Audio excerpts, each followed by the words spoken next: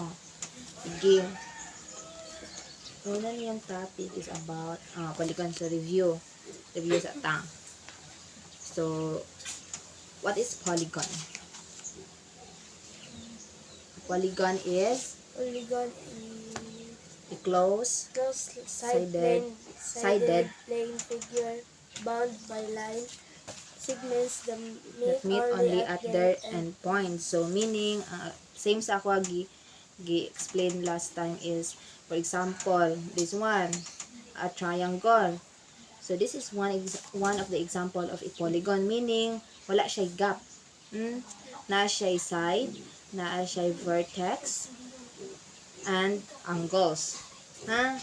Dayon, umiyon kang equilateral polygon, meaning, look at this one. Same sila o, sala ni? Sides. Ha? Sala ni? Side. Usa gali ng equilateral? Is a polygon whose sides are all congruent. So meaning, kasi meaning ana? Yung sides Kinang congruent. congruent. So the same og measurement ilaha nga sides. Okay. Ang equiangular unsa lang? Is a polygon where all angles are congruent. Angles na pud ang gihisgutan, meaning kining angle kana nga angle, kini nga angle, kini are all congruent. So mina siya giingon og equiangular. Without kining reading the whole definition, just by looking this one, equiangular, meaning usay kwan ana kining usay one word, not just one word, usay mo define in your own words without reading this whole definition. Equiangular means galit ka sa imo nga kuan gani ha. Definition is a polygon whose all angles are congruent. So kung kang equiangular, directly meron ka nga equiangular from the word angles, angular. So ang iyang angle is masalan congruent. So by nara sa iyang name equiangular, equi means equal, angular means angle. Ha? Dire equilateral, equi means equal, lateral mo ni nga sides. Ha? Ang regular polygon, asalan ang regular polygon? Is a polygon that is both regular and Equilateral and equiangular. Meaning, ang regular polygon, same sila og size, same sila angles. Same ang measurement sa ilang size ug same ang measurement sa angles. Dapat kining duha present ni sila. Dapat walay usa nga absent ani nga mo ni ang conditions sa regular polygon. Dapat same og measurement sa size, same pod og measurement sa angles. Sabot. Sure ka? Usa gali ang regular polygon? In your own words, Bisaya. Hala si Mary Jean. Naana lagi ko is a polygon nga ang iyang sides o iyang angles same og measurement. Same og measurement sa angles, same Japan og measurement sa sides. Saan gali ang regular polygon? Same angles and same sides. Usalan nga angles, usalan nga side. Imong gibuot pasabot. Ilahang usa naman. Measurement. Very good. Ilahang measurement. Umin kang irregular polygon. Ansalan ang irregular polygon? Is a polygon whose Bisaya ra kanang imong nasabtan sa irregular polygon. Kung ang milanta nga ang regular polygon is same ang measurement sa sides, ilang size is same, ilang measurement sa ilang size is same, as well as the measurement of the angles. Manay ginatawag nato og regular polygon. Unsa man po ng irregular polygon? Bisaya ra kada yung nasabtan ra sa irregular polygon. same ang sides. Og Angles. okay. So, umin kang irregular polygon, one of the two conditions sa regular polygon dili present. Sometimes ilang nga sides are congruent but not their angles. Meaning, di japon siya regular polygon bisag same ang measurement sa ilang angles. Kay ilang nga sides di man same.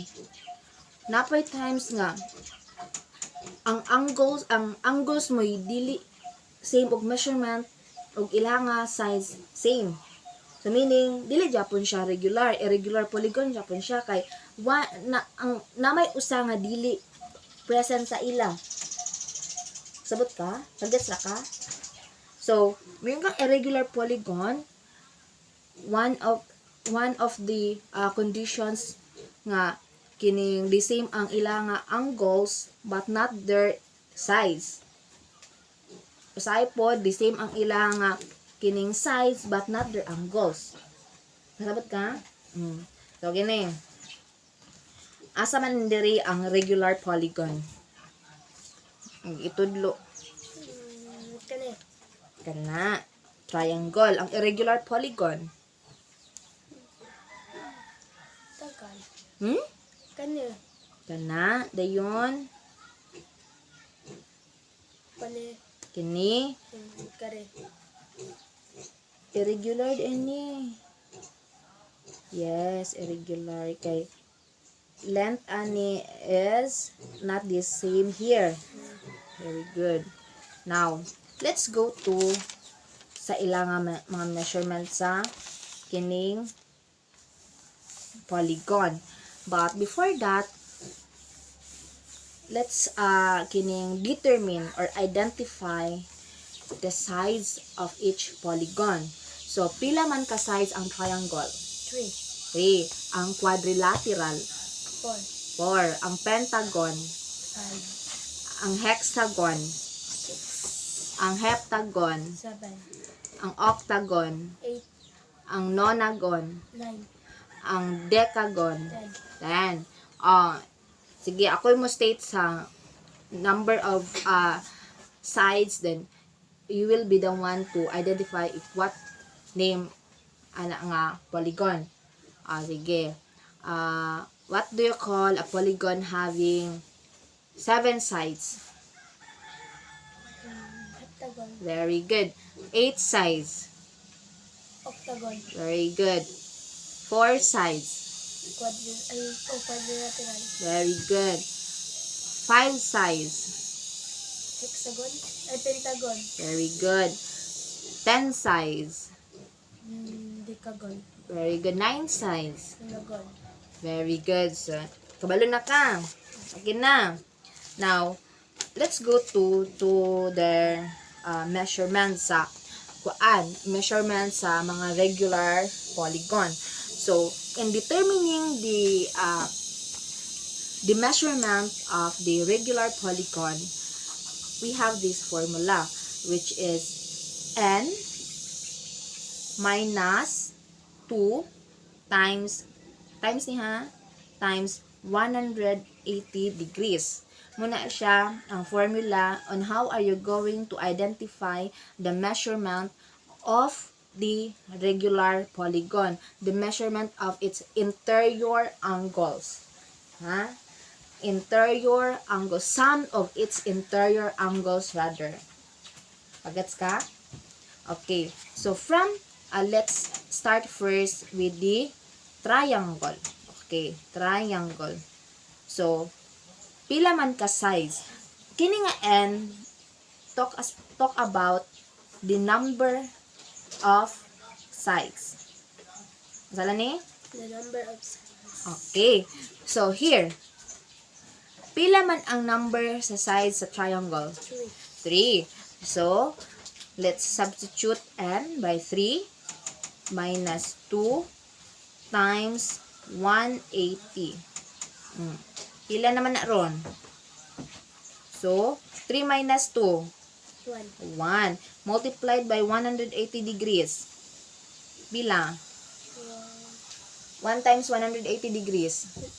180. So, 180 degrees ang measurement sa Triangle. triangle. Nganong siyang i-multiply? Nganong 180 degrees ang i-multiply? Kay each polygon, for example, here in pentagon. Pentagon is a polygon having how many sides? Ha? 8? Pentagon? Ay, kuaning 5. 5. So, here, man siya ang itsura sa pentagon. Dapat kabalo ka mo draw og unsaon ha. O, kana. This is regular pentagon. Pila gay ka sides? 5. 5. So, 5 minus 2 times 180 degrees. So, 5 minus 3. I mean, 5 minus 2 rather. 3. 3 times 180 degrees. Dayon, 3 times 180. Bilang. Mano-mano. Oh, I have here lapis.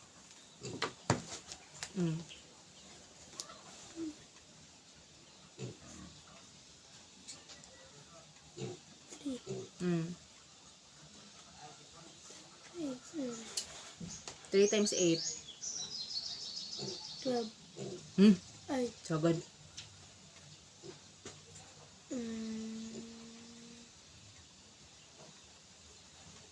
Bilang. 27. Ay, dili. 24. 24.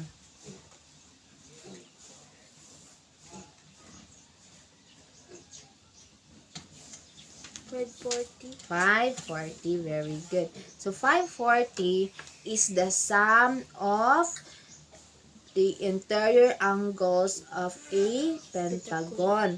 So, kana siya, kana, ang sum ana sa iyang mga angles, 540. Now, how are you going to determine the measurement of its angle?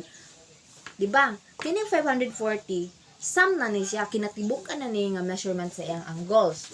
Now, atong pangitaon, og pila digay ang iyang measurement sa taga angles, every angles. Pila digay ang measurement. So, unsaan man na siya? Unsa ang 540? I-divide. I-divide pila ka side, pila ka angles imo makita sa pentagon? 5. So, 540 i-divide na to o 5. So, pila?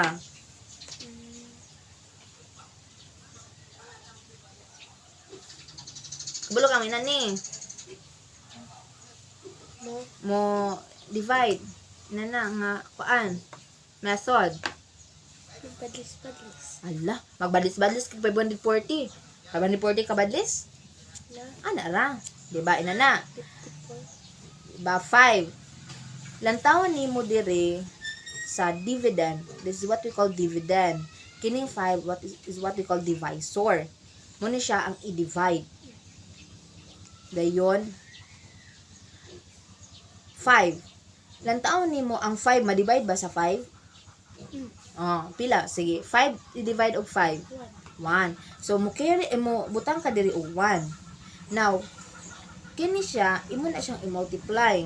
1 times 5. 5. Ibutang nimo og 5. Subtract. 5 minus 5. 0. So, di nakamutang diyan. Unid na. Dayon, i-bring down nimo si 4. Kana. Wala na siya. 4 i-divide og 5. So, usa lang ito ibutang diri. Usa ito ibutang. Hala. 4 i-divide og 5. Wala. Ma-divide. Wala man. So, usa ito ibutang. Wala? 0. 0. So, 0 times 5. Bila? Wala. 0. 0. So, subtract. 4 minus 0. 4. 4. Ana. Mamanata, wala pa. Kaya nga naman. Wala pa ba rin 0? Very good. So, imo pa lang i-bring down si 0. So, 40 i-divide og 5. Una-una, usalan man sa multiplication nga ang 5 i-multiplyan og number mo equate siya og 40. Mo equal siya og 40. Unsalan man. Unsalan nga kining kwan sa multiplication. Kasi pares ni 5 nga mo equal siya og 40. 10. 5 times 10, 50. Oh, 40 divided by 5. Pila? 40. 40 i-divide og 5, 40. Pila? 8. 8. Very good. So, 8. 8 ang answer. Dapat memorize mo na. 8 times 5. 35. 40. 40. So, subtract. So, 40 minus 40, 0. 0. So, manata, wala pa. Mana? Mana. So, ang answer is 108 degrees. Meaning, taga-anggos kana 108 degrees, 108 degrees, 108 degrees, 108 degrees, and 108 degrees. Mo iyang measurement sa each angle sa pentagon. Kung mangutana ka nga, usay sum of its interior angles, mo ni siya nga 540. O mangutana si ma'am nga, pila ang measurement sa each angle of the pentagon, mo ning 108 degrees. Gets? Okay. So, ako mangutana ganiya is nganong 180 degrees. So, as you can see here, pila man ka kay each vertex. Each vertex is pwede ka maka-create og triangle. Look at this one. Kana. So, pila ka triangle ako nahimo? Tulo. So, mo ni siya. Pwede ka mo direct ra ani. 3. But, kabasing malibog ka, basag ra ka, example, sa nonagon na, pila na ka size, o masayap ka, o pag-form og mga triangle, so, much better if you are going to use the formula. That's why mo na siya ang 180 degrees, kay ang measurement sa triangle is 180 degrees. Kagets lang? Okay. Now, find the sum of the interior angles of a sa octagon. Sa octagon. Sige. Unsaon dapat mag-search ka ha, mag-search ka og mga different polygons, ha? Octagon. So ano ala octagon. Dapat kana pila na 1 2 3 4 5 6 7 8. Okay. So 8. So kana siya nga angles kana kini. Okay, now your task is to find the sum of its interior angles of this polygon. After you find the sum of the interior angles, next you are going to find the measurement of each angles. Sige, using this formula.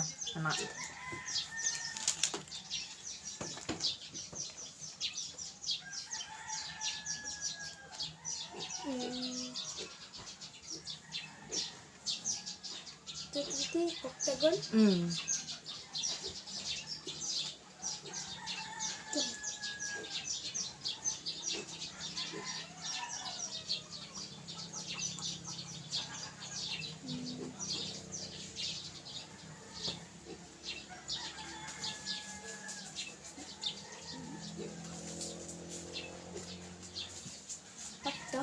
Ha?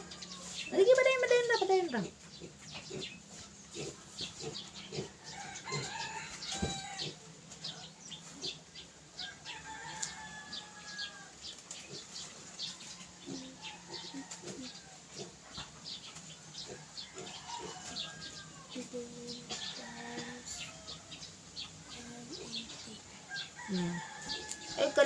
apelido ni 180?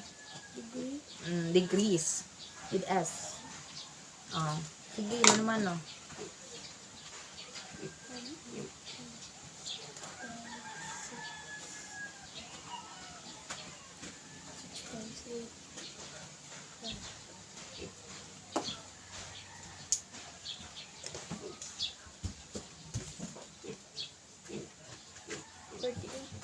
Mm.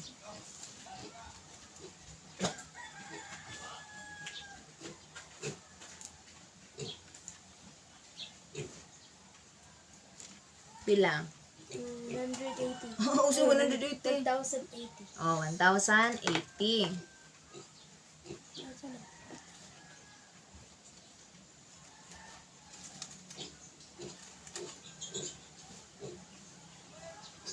Eh, rabot ang ikaw mo. Kaya kwento mo na siya. Ang goals mo na siya. Saan na apelido niya ang 1,080 diya? Degree. Oh, degrees. Oh. Now, sunod, imong bulungon kung pila ang measurement sa taga-angles. So, sama na nimo ron. Divide. Oh, divide. 1,000. Pero gamay dyan. Divide of Pila. 8. Very good. 8. Oh. Saan naman na? Asa ka mo?